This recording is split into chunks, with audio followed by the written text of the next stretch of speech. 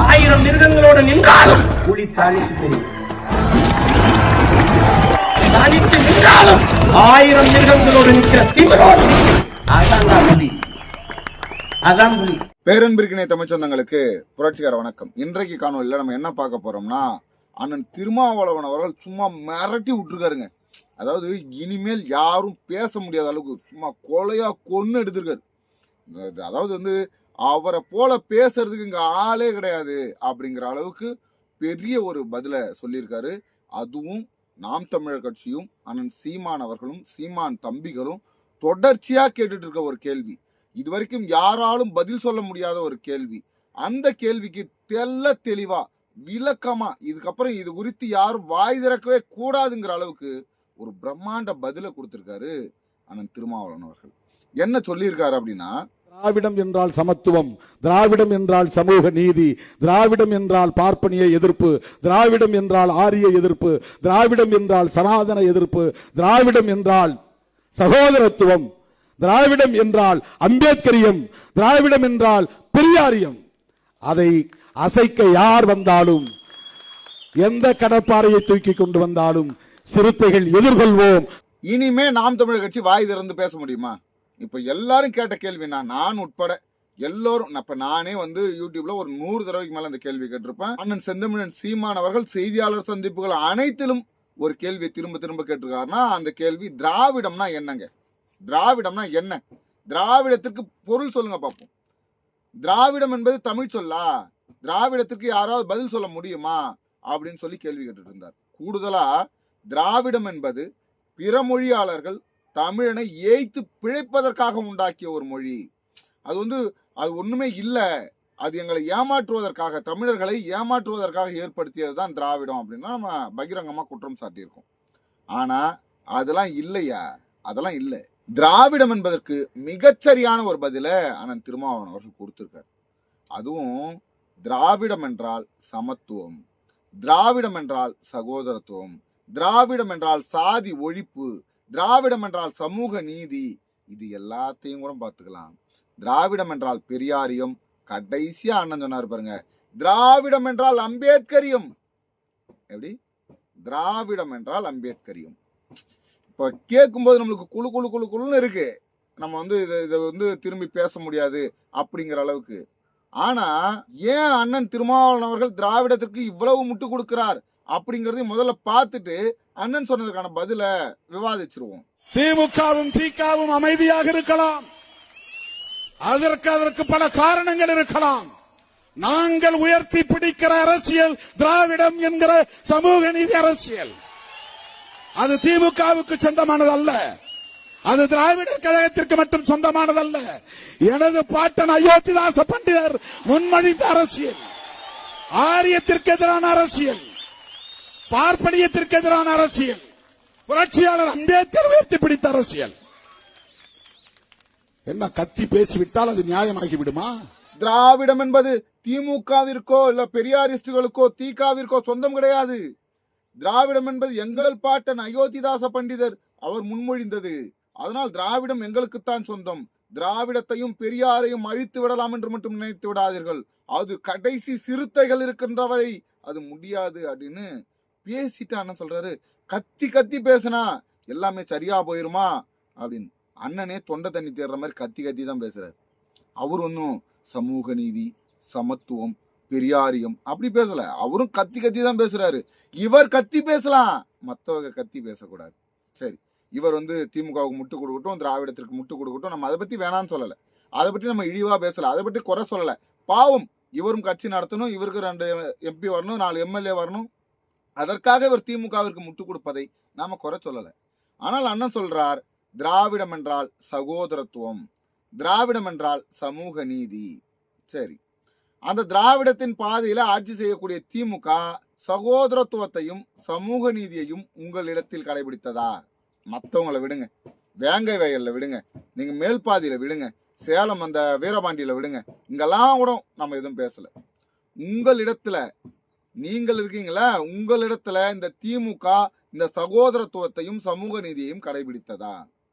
Vanniyarasu news 7 தொலைக்காட்சியில உக்காந்துட்டு நேரலை விவாதத்துல சொல்றாரு, கருணாநிதி அவர்கள் சொன்னார், எங்களை பொது தொகுதியில் நிற்பது அது உங்களுக்கு தேவையா? நீங்கெல்லாம் பொது தொகுதிக்கு ஆசைப்படலாமான்னு கேள்வி கேட்கிறார்.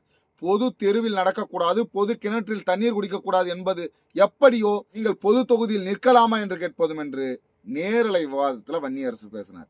இன்னைக்கு பிழைப்புக்காக மாத்தி பேசுறாருன்னு வச்சுக்கோங்களேன்.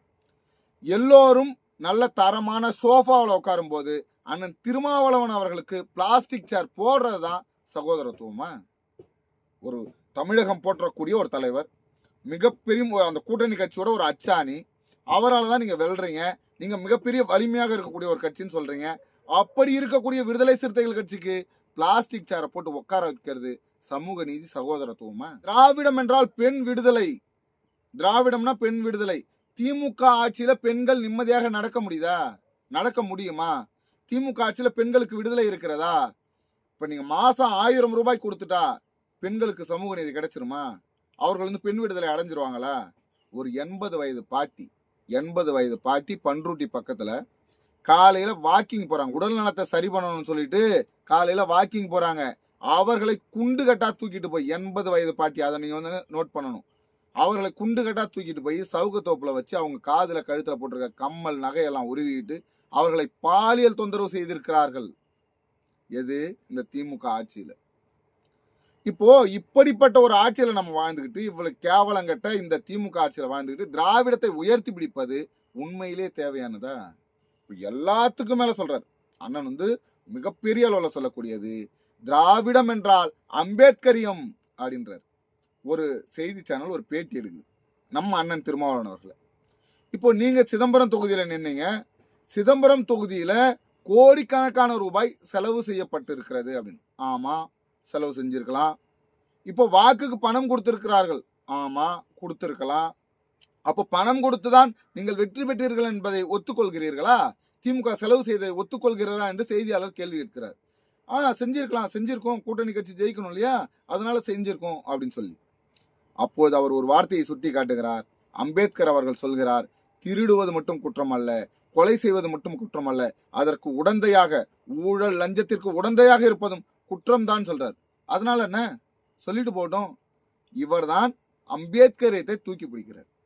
எந்த வகையில இந்த திமுக ஆட்சி அம்பேத்கரியத்தை பின்பற்றுகிறது இதை சொல்ல முடியுமா?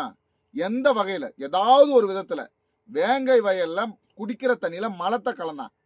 இன்னை வரைக்கும் அதுக்கு தீர்வு கிடைக்கல. இன்னைக்கு வரைக்கும் அதுக்கு நாங்க போராடணும், ஆர்ப்பாட்டம் பண்ணோம். நீங்க ஆர்ப்பாட்டம் பண்ணும் போராடணும்னு அவசியம் இல்ல. முதல்வரை நேரடியாக சந்தித்து நீங்கள் இதை செய்யவில்லை என்றால் நாங்கள் கூட்டணி விட்டு வெளியில போயிடுவோம் சொல்லுங்க.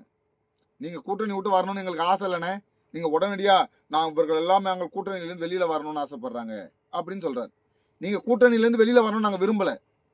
நீங்கள் எந்த சமூகத்திற்காக போராட போறேன்னு சொல்லிட்டு, எந்த சமூக விடுதலைக்காக நான் இந்த மண்ணில் நிக்கிறேன் அப்படின்னு சொன்னீங்களோ, எந்த சாதியின் விடுதலைக்காக, எந்த ஒடுக்கப்பட்ட மக்கள் மேலோங்கி வரணுன்றதுக்காக கட்சி ஆரம்பிச்சீங்களோ, அவர்கள் பாதிக்கப்பட்டு கிடக்கிறார்கள். அவர்களின் விடுதலையை விட, அவர்களின் நலனை விட உங்க கட்சியின் நலன் பெரிதா நீங்க நினைக்கிறீங்க? அதை தான் நாங்க கேள்வி எழுப்புறோம். நீங்க கூட்டணியிலிருந்து வரணும்னு நாங்க சொல்லல, அந்த மக்களை பாதுகாப்பதற்காக நீங்கள் வெளியில வரணும்னு சொல்றோம். ஒரு எச்சரிக்கை விடுங்க. நீங்க இல்லைன்னா வெற்றி பெற முடியாதா, அதை அழுத்தமாக கொடுத்தா அந்த மக்களுக்கு விடுதலை பெற்று கொடுங்கன்னு சொல்றோம். இவ்வளவு ஏன நீங்கள் விரும்புகிற, நீங்கள் நிலைநாட்டுகிற, யாராலும் அழிக்க முடியாத, யார் அழித்தாலும் சிறுத்தைகள் முன்னே வரும் என்று சொல்லக்கூடிய இந்த திராவிட ஆட்சியில உங்களால கொடியேற்ற முடியுதா? விசிகாவால இந்த திமுகவை எதிர்த்து கொடிக்கம்பம் நட முடியுதா? இப்ப மத்தவெல்லாம் வந்தா இப்ப நீங்க கொடிக்கம்பம் நட்டு அதிமுக வந்து பிரச்சனை பண்ணுதுங்க அப்படின்னா தவறு. நீங்கள் கொடிக்கம்பம் நட்டு இந்த யாரது பாமக இல்ல வந்து பாஜக மதவாத சக்திகள், சாதியவாத சக்திகள் உங்களுக்கு எதிராக திரும்புகிறது என்றால் ஒரு வகையில ஏற்புடையது. ஆனால் நீங்கள் கூட்டணியில் அங்கம் வகிக்கக்கூடிய திமுகவே எதிர்க்குது. கொடிகம்பத்தை புடுங்கி எறிகிறான், கொடிகம்பம் வைக்க கூடாதுன்னு சொல்றான். யாரு? உங்களுடைய திராவிட ஆட்சியில, இந்த சகோதரத்துவ ஆட்சியில, இந்த சமத்துவ ஆட்சியில, இந்த அம்பேத்கரிய பெரியாரிய ஆட்சியில இந்த அத்தனை அநீதிகளும் நடக்குது. இதையெல்லாம் வாய் மூடி மௌனித்து வேடிக்கை பார்த்து கொண்டிருக்கிறீர்கள். இதுதான் எங்களுடைய அவலம். மேல்பாதியில இன்னைக்கு வரைக்கும் தீர்வு வந்துச்சா? அந்த கோயிலுக்குள்ள அந்த மக்களை கூட்டிட்டு போய் சாமி கும்பிட முடிஞ்சுதா? முடியல. அதை இந்த திராவிட ஆட்சி செய்திருக்கணும் இல்லையா? எப்பா நாங்கள் சமூக நீதியை போற்றக்கூடியவர்கள், சகோதரத்துவத்தை போற்றக்கூடியவர்கள், அம்பேத்கரியத்தின் பாதையிலே நாங்கள் வரக்கூடியவர்கள் அப்படின்னு சொல்லிட்டு அந்த முதல்வர் போயிட்டு பாதிக்கப்பட்ட மக்களை கையை பிடிச்சு கோயிலுக்குள்ள அழைச்சிட்டு போயிருக்கணுமா கூடாதா? ஆனா செய்யல. ஏன் செய்யல? அவர் செய்ய மாட்டாரு. செய்தால் சாதிய வாக்குகள் போயிடும். தொடர்ச்சியாக அண்ணன் திருமாவளவன் அவர்கள் சீமான தீர்த்து காட்டணும். சீமான அழிச்சிட்டு தான் மறுவேலை. சீமான் வந்து கட்சி இருக்கவே கூடாது. சீமான் கட்சியை காலி பண்றதுக்கு என்ன நல்லா வழியோ அத்தனையும் நான் செய்யறேன்னு களத்துல இறங்கிட்டார். நீங்க வந்து எதுக்கெல்லாம் கேள்வி கேட்கறீங்களோ அதுக்கெல்லாம் நான் பதில் சொல்றேன்பா. திமுக காரனால பதில் சொல்ல முடியாது. திமுக காரனுக்கு அந்த அளவுக்கு அறிவு கிடையாது. நான் பதில் சொல்றேன்னு வர்றாரு. அண்ணே, திமுக காரங்கிட்ட இருக்கிற மாதிரி கூமூட்டை கூட்டமோ இல்ல தாவேக்கா கிட்ட இருக்கிற மாதிரி தற்கூரி கூட்டமோ நாம் தமிழர் கட்சியில இல்லைன்னு. நாம் தமிழர் கட்சியில் இருக்கக்கூடியவர்கள் அரசியல் புரிதல் உள்ளவர்கள், அறிவாயுதத்தை கையில் ஏந்தியவர்கள், பேச்சு திறன் பெற்றவர்கள், அனைத்திலும் விவாதிக்கக்கூடிய திறமை பெற்றவர்கள். இங்க முதன்மை பொறுப்பாளர்கள், இரண்டாம் பொறுப்பாளர்கள்லாம் கிடையாது. கடைநிலையில இருக்கக்கூடிய, கடைசியில ஒரு சோரொட்டி ஓட்டக்கூடிய, பொறுப்பே இல்லாத, கட்சிக்காக வேலை செய்யக்கூடிய சீமான் தம்பியின் மகன் இருக்கால, மகள், ஒரு 8 வயசு 10 வயசு மகள் கூட தமிழ் தேசியத்தை போற்றுவார்கள். தமிழ் தேசியம் என்னவென்று தெரிந்து வைத்திருப்பார்கள். தமிழ் தேசியத்தின் தலைவர் யார் என்று புரிந்து வைத்திருப்பார்கள். இந்த திராவிடம் மக்களை ஏய்த்து பிழைக்கிறது என்பதை இன்று புரிந்திருக்கிறார்கள். இதுக்கப்புறம் நீங்க என்ன கத்தனாலும், எவ்வளவு கூட்டம் போட்டு சீமானுக்கு எதிராக பேசினாலும் சீமானை உங்களால் ஒன்றும் பண்ண முடியாது. நீங்கள் பேசுகிற தமிழ் தேசியம் சுயநல தமிழ் தேசியம். இப்ப நாம் தமிழர் பேசியது போலி தமிழ் தேசியம்னா, நீங்கள் பேசக்கூடியது சுயநல தமிழ் தேசியம். அந்த தமிழ் தேசியம் உங்களுக்காக, சீமானை வீழ்த்துவதற்காக, நாம் தமிழர் கட்சியை வீழ்த்துவதற்காக கையில் எடுக்கிறீங்க.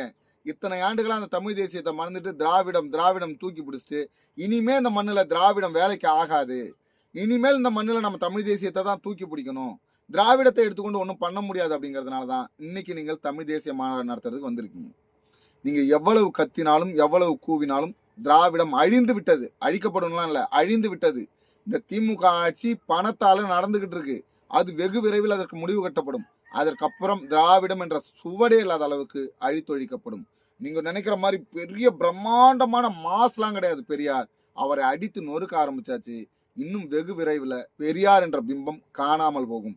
எதிர்வரும் சந்ததியினர் தமிழ் தேசியத்தையும் தமிழ் தலைவர்களையும் போற்றுவார்கள். அடுத்ததொரு காணொலியில் உங்களை சந்திக்கும் வரை உங்களுடன் விடைபெறுவது உங்கள் அன்பழகன். நன்றி.